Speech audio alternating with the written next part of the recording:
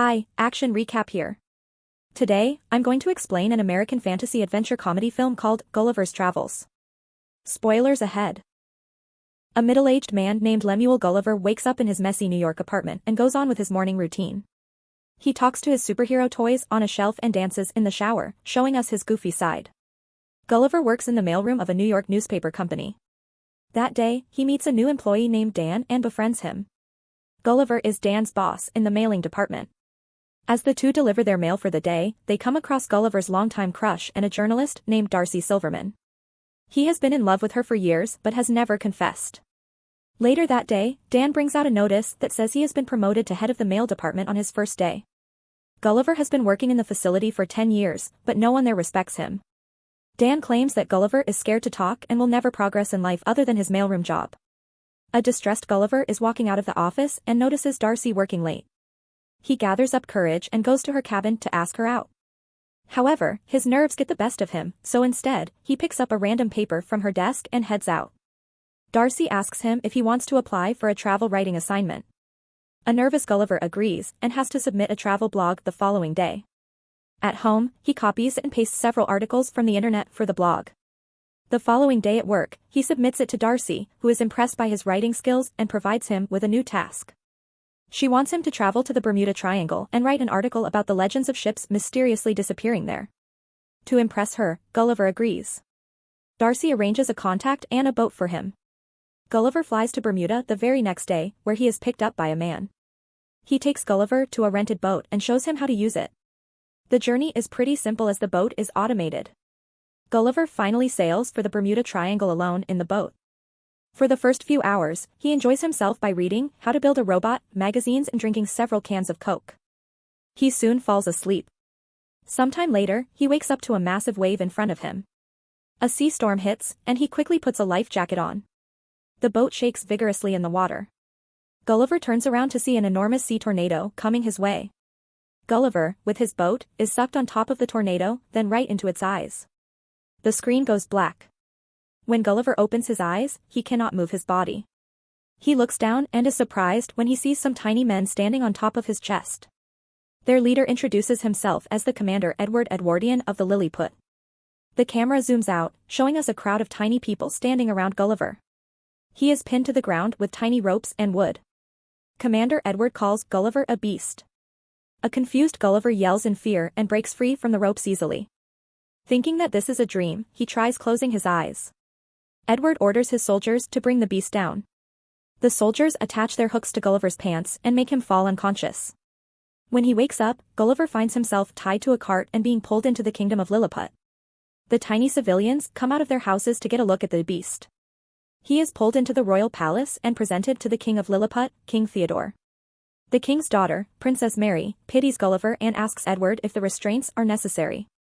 Edward claims that Gulliver is a spy from their enemy kingdom, Blefuscia. Gulliver finally speaks and asks the king where he is. King Theodore's secretary, Jinx, tells him that he is in Lilliput, the greatest nation in the world. Gulliver thinks this is a prank and asks the non-existent cameraman to show himself. In the following scene, we see Gulliver imprisoned inside a cave. He meets a fellow prisoner named Horatio, who was sentenced to life by Edward for trying to court Princess Mary. The two are approached by Edward again, who listens to them, referring to him as a lame ass. When an angry Edward threatens to imprison them for life, Gulliver claims a lame ass means someone who is brave. Happy with the answer, Edward takes both the prisoners to a field to plow it with the help of Gulliver's strength. He restrains Gulliver with a machine. Just then, 2 rings of a bell are heard from the palace, indicating that Blefuscia has attacked. They are trying to kidnap Princess Mary and have started a fire at the palace. Edward quickly runs to the palace and orders everyone not to save the princess, as he wants to be the one to save her. But Horatio asks Gulliver to do it because Edward can't reach her on time. Gulliver easily takes the Blefuscian soldiers down and saves the princess. But the king and his secretary are stuck in the fire. Gulliver, in a hurry, urinates on the building. Everyone claps for him when he stops the fire and saves King Theodore. The king removes him and Horatio from imprisonment and thanks Gulliver for his bravery. He also invites everyone for a feast at night to celebrate the occasion. At the feast, the king asks Gulliver where he is from, and he answers he is from Manhattan. The people assume that Gulliver was the president of Manhattan as he is the bravest one there. Gulliver feels like a hero for the first time in his life, so he fabricates the story, claiming he was known as President the Awesome. Everyone believes him, except for Edward. The following day, the people of Lilliput build a massive home for Gulliver with all the facilities he couldn't get when he was in New York.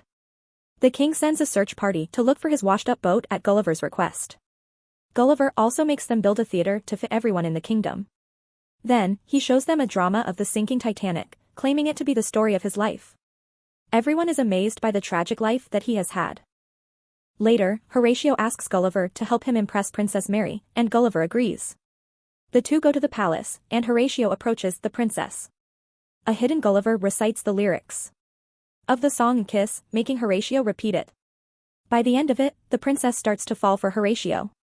But she is called by Edward, who has come to court her. The two have been destined to get married as Edward is the bravest of the kingdom. Somewhere else, the search party finds the washed-up boat with cans of Coke. Gulliver comes to the scene and finds his phone is still working. He has 12 voice messages from Darcy. Turns out she is furious to have found out about Gulliver's plagiarized article. She has to now sail on the same trail Gulliver came through to do the Bermuda Triangle research herself. Gulliver now doesn't want to go back to New York and face her, so he decides to stay in Lilliput permanently. Edward is not happy about the decision and tells the king he is suspicious of Gulliver. The king dismisses him, claiming that he trusts Gulliver. Because of his stay, the king gives Gulliver the title of the new general and demotes Edward to vice-general. A jealous Edward turns Lilliput's defense system off, making it easier for their enemies Blefuscia to attack. Blefuscian soldiers and their king see this and plan to attack Lilliput immediately. They approach the kingdom through waters and launch cannonballs toward Lilliput. Being the general, now it is Gulliver's responsibility to stop them. He nervously steps into the water and starts to splash it around. Eventually, he defeats the Blefuscians and becomes the savior of Lilliput. The people from Lilliput fulfill all of Gulliver's wishes. They even build a model of Times Square so he would feel at home. They change their clothing to match that of Gulliver's. Soldiers are appointed to cut his hair and give him massages. One night, Edward barges into the princess's chamber. He claims that it is his right to come in any time because he courts the princess. The princess finally reveals that she doesn't love him and doesn't want him to court her anymore. An angered Edward leaves for Blefuscia to ask for help from their king. Edward's men have found that the Build Your Robot book Gulliver had on the boat. The Blefuscian king agrees to help him build a robot using the book to battle Gulliver. Some days later, Gulliver is at the model Times Square when the bells of the palace ring, suggesting an invasion. Gulliver gets ready to battle tiny people but is surprised when a huge robot being operated by Edward stands in front of him. Edward challenges him to a duel. Gulliver has no way out but to accept. He tries to push the robot, but it is way stronger than him. It picks Gulliver up with his pants and makes him accept his defeat. The king and the princess are surprised to have been betrayed by him. Edward sends Gulliver to a forbidden place called the Island Where We Dare Not Go. As a punishment. When Gulliver is left there, he is picked up by a giant little girl. Turns out the island is the home of giants. The girl thinks Gulliver is a toy and keeps him in her Barbie house, dressing him in girly pink clothes. Meanwhile, back in Lilliput, Darcy's body washes up on the shore. Gulliver had told everyone that Darcy is his princess back home, so Edward recognizes her and imprisons her. She meets King Theodore and his queen in prison, who has been captured after Gulliver's defeat. Horatio sees this and decides to travel to the island where we dare not go to get Gulliver back. He is minuscule on the island and manages to reach Gulliver safely. The little girl's dollhouse also has a skeleton of a dead U.S. Air Force pilot. Gulliver uses the parachute to escape and fly back to Lilliput. He first goes to meet Darcy in the prison and confesses that he has a crush on her. She forgives him for plagiarizing the article and seems to be opening up to him. Gulliver has decided to challenge Edward for a duel.